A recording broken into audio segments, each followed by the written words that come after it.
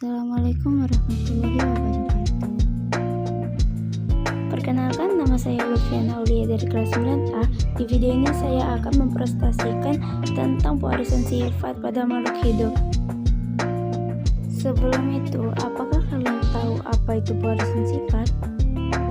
Pewarisan sifat atau inheritance adalah proses ketika informasi genetik diturunkan dari orang tua ke anak. Hal ini yang menyebabkan anggota keluarga yang sama cenderung mempunyai karakteristik yang serupa. Di sini saya punya beberapa contoh soal, mari kita bahas bersama-sama. Soal pertama, apa yang dimaksud dengan homozigot? Jawabannya adalah homozigot kebalikan dari heterozigot, yakni pasangan gen yang bersifat sama. Soal kedua, jelaskan tentang pewarisan sifat atau hereditas.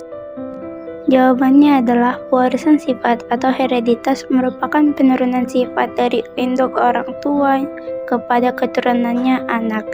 Ilmu yang mempelajari tentang pewarisan sifat ini disebut genetika. Sifat-sifat suatu makhluk hidup diwariskan melalui sel kelamin jantan dan sel kelamin betina.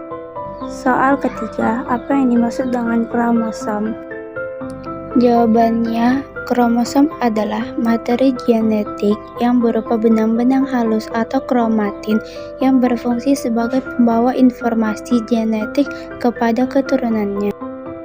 Soal keempat, tuliskan fungsi kromosom tubuh. Jawabannya adalah kromosom tubuh berfungsi untuk menentukan sifat-sifat tubuh suatu organisme. Kromosom tubuh dilambangkan dengan A yang berasal dari kata autosom yang terdiri dari 22 pasang atau berjumlah 44 buah. Soal kelima, tuliskan fungsi kromosom kelamin atau gonosom.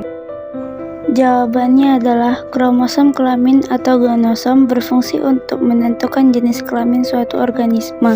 Gonosom berjumlah 1 pasang atau 2 buah. Gonosom pada laki-laki dilambangkan dengan XY dan perempuan XX. Soal keenam, apa yang dimaksud dengan fenotip? Jawabannya, fenotip adalah sifat dalam individu yang bisa dilihat dengan penglihatan. Contohnya di sini ialah warna rambut, warna bunga di tanaman, tinggi dan juga pendek, warna kulit dan ukuran buah. Soal ketujuh, jelaskan tentang resesif. Jawabannya, resesif adalah kebalikan dari dominan. Resesif ialah sifat yang dipunya suatu individu, namun tidak terlihat dari keturunannya. Hal ini disebabkan sifat tersebut kalah dengan sifat pada individu lain sebab dari persilangan. Soal ke-8, jelaskan tentang gen.